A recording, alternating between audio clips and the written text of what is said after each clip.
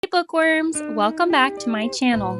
Today we're stepping back in time to visit Bath, England through the eyes of famous author Jane Austen. We'll take a look at why this gorgeous and well-preserved town should be near the top of your Jane Austen travel bucket list. And I'll help you fill out your Bath itinerary, whether you're spending one day here, a weekend, or more.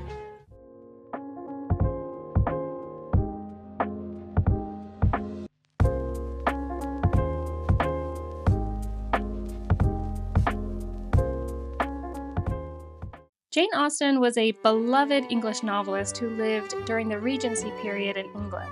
She was born in 1775 in Steventon and died in 1817 at the age of 41 in Winchester. During her lifetime, she never married, though she was engaged for less than 24 hours once. Her stories were published anonymously during her lifetime. They're filled with wit, romance, and social commentary, and they're still loved by millions of readers today. These include Pride and Prejudice, Sense and Sensibility, Emma, Persuasion, Northanger Abbey, Mansfield Park, and other short stories and novellas. Did you know, though, that the city of Bath, England was actually Austen's home for many years? She lived in Bath with her family from 1801 to 1807 at a number of different addresses around the city. Bath itself is a UNESCO World Heritage Site, and its history long predates Austen. It was a popular spa town for thousands of years before Austen's day, including when the Romans developed the city. Much of the architecture you see in Bath dates from the Georgian period, the 1700s. So when you walk around Bath today, it actually looks almost exactly the same as it did when Austen lived and wrote here. Just replace the cars for horses and buggies, and you can easily imagine you have traveled back in time to the Regency period. Let's take a look at Bath through the eyes of Jane Austen and see what you can't miss as an Austen lover in this amazing city. First up, we have the Pump Room. In the novel Northanger Abbey, the Pump Room is the place where every creature in Bath was to be seen in the room at different periods of the fashionable hours. Crowds of people were every moment passing in and out, up the steps and down. The Pump Room remains much as it looked in 1795. Today, you can enjoy an afternoon tea in the historic Pump Room while being serenaded by live music. Then head next door to the Roman Baths. These were built around the city of Bath's natural hot springs so that Romans could enjoy the benefits of the mineral water. In Austen's day, people were often prescribed to take the waters to heal all sorts of ailments, including Austen's own brother. They would do so by either submersing themselves in the water or ingesting it.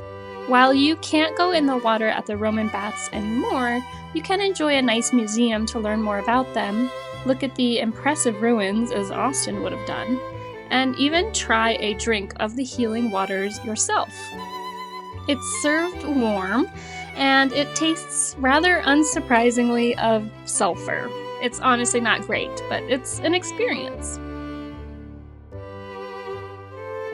Next, let's head to the assembly rooms. These grand halls have been around since 1771, and were the setting for many a social gathering in Jane Austen's novels. Austen herself would have attended events here during her days in Bath, including teas, balls, concerts, or card games. In Austen's novels, these are referred to as the upper assembly rooms. Sadly, the lower assembly rooms referenced no longer exist. The upper assembly rooms is where Catherine Morland meets with the Thorpes in Northanger Abbey, and where she and Mrs. Allen fight the crowds of people just to catch a glimpse of those lucky enough to be dancing. As of 2025, the assembly rooms are mostly closed as they are undergoing refurbishment, with rare exceptions for special events, so if you're heading there in 2025, check their website and see if your visit corresponds with one of those events. They plan to reopen in 2026 and include a system of projectors that would recreate the feeling of a Regency ball. Of course, no trip to Bath for a Jane Austen fan would be complete without a visit to the Jane Austen Center. This museum is dedicated to all things Jane Austen, and it's the perfect place to learn more about her life and works. Unlike the Jane Austen house in Chawton, this museum is not intended to recreate her living situation, but rather it's a museum dedicated to bringing to life Jane Austen as she was and what Bath was like in the Regency period. You'll get to try on Regency attire and take a photo with Mr. Darcy, interact with costumed characters, and try your hand at popular Regency-era games. You can also book an afternoon tea on the top floor in their Regency tea room. Check out my separate video to take a more detailed look inside the Jane Austen Center and what you can expect from a visit. Make sure to leave time to visit Sally Lunn's historic eating house. This famous bakery is situated in the oldest house in Bath, built in 1482. They've been serving their famous Bath buns for centuries, and today you can have them just as Jane Austen might have enjoyed one. She wrote to her sister Cassandra, "I shall not like being left behind. I will endeavor to make the difference less by disordering my stomach with Bath buns."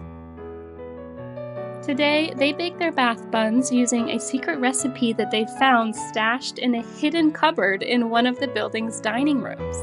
You can try Bath buns lots of different ways here, from savory to sweet. I loved the cinnamon butter Bath bun, but the plain toasted Bath bun with butter, that was my absolute favorite. You can also stop in to check out the basement, where there's a free little mini museum showing how they would have made the Bath buns during Sally Lunn's time. These days, they're baked in an off-site kitchen, but brought in fresh daily. If you're like Lizzie Bennet and enjoy a good stroll, don't miss the forgotten gravel walk. This scenic path is a lovely spot to wander, but more importantly, it's the location of a very romantic scene from the end of Persuasion. If you don't want the ending spoiled, skip ahead now. After Captain Wentworth hands Anne that letter, making it clear he never stopped loving her, and once Anne runs him down to let him know she feels the same, a proposal, of course, immediately follows. In their ebullience, the worthy pair of lovers go for a private, blissful stroll on the gravel walk in Bath.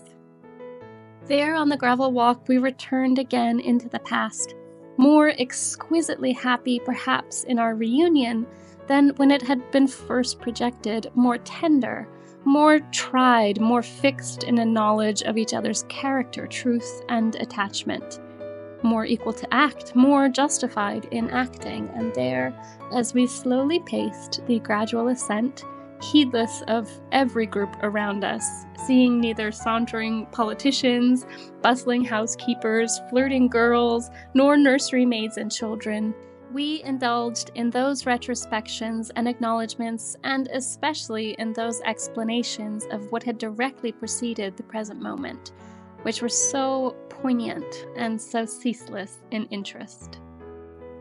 Next up, you won't want to miss the Royal Crescent or the Circus. The Royal Crescent you'll run into at the end of the gravel walk, and it's the location of several scenes in Austen's novels, including when Mrs. Allen meets the Tilneys in Northanger Abbey. If you have time, you can check out number 1 Royal Crescent, which is now home to a Georgian Life museum. You may also recognize the exterior as the home of the Featheringtons in Bridgerton. The Circus is another circular-shaped row of Georgian homes, and Austen herself visited friends who lived at number 11. Austen fans will also want to check out the Pulteney Bridge. This is an iconic spot in Bath you'll probably recognize from photographs. It was built in 1770 and modeled after the Ponte Vecchio in Florence, Italy. Like the Ponte Vecchio, it's lined with shops on both sides of the bridge. When Austen lived in Sydney Place, she would have crossed this bridge on a daily basis to visit the shops in Milsom Street or attend society events in the pump room or assembly rooms. Apart from the cars that now cross instead of horses and carriages, the bridge remains largely unchanged since Austen's day. If you have time to cross the bridge and explore another part of Bath, you'll want to head to Sydney Place and the Sydney Gardens. The residence at Sydney Place was Austen's favorite home in Bath. It's not a museum now, but it is actually a vacation rental. So if you're a diehard fan, you can actually stay overnight in the same building as Austen lived for a time. Either way, you'll enjoy strolling the public Sydney Gardens as Austen did. This was a highlight of this quiet location for her. She loved going for walks in the gardens, perhaps to puzzle out some plot point in her latest novel. She wrote to her sister Cassandra in anticipation of the move, "It would be very pleasant to be near Sydney Gardens. We might go into the labyrinth every day." She also attended events in the gardens, including concerts and fireworks shows. You can wander the gardens on your own or follow the Jane Austen Trail, which is free to download online. If you have time, you might also enjoy checking out the Holburne Museum at the entrance to Sydney Gardens. In Austen's day, this was the Sydney Hotel, a place that she frequented for breakfast and also likely attended balls and events here too. Now it's the Holburne Museum, the city's first public art gallery. For the 250th anniversary Jane Austen celebrations happening in 2025, there is a special exhibit on titled Illustrating Jane Austen that you can visit if you'd like to go inside. It focuses on the artwork featured in various editions of Austen's novels. Bridgerton fans, you might also recognize the exterior of the Holburne Museum as the entrance to Lady Danbury's house. Austen fans will also enjoy exploring Milsom Street, a main shopping street in Bath during Austen's time as it is today. Austen would have shopped here on a regular basis, as do her characters in Persuasion and Northanger Abbey. In Northanger Abbey, the Honourable General Tilney and his children stay on Milsom Street. Finally, there's St. Swithin's Church. This is a modest church with strong connections to the Austen family. It's where Jane Austen's parents were married in 1767 and where her father was buried in 1805. In addition to checking out all of these sites on your own, there's seemingly endless activities that you can enjoy during your time in Bath if you're an Austen fan. You can join a walking tour or download the free Jane Austen audio tour guide on SoundCloud. You can also enjoy afternoon tea at the Pump Room, Sally Lunn's, or at the Jane Austen Center's Regency Tea Room. And of course, you can engage in the time-honored tradition of taking the waters. You can try drinking them at the Pump Room or the Roman Baths, or submerge yourself in them at one of the thermal spas in Bath. If you come in September, you can take part in the Jane Austen Festival, when the whole town gets overrun by people in Regency attire. They host Jane Austen-related lectures, a promenade through the city, Regency balls, afternoon teas, and more. It's an Austen fan's absolute dream.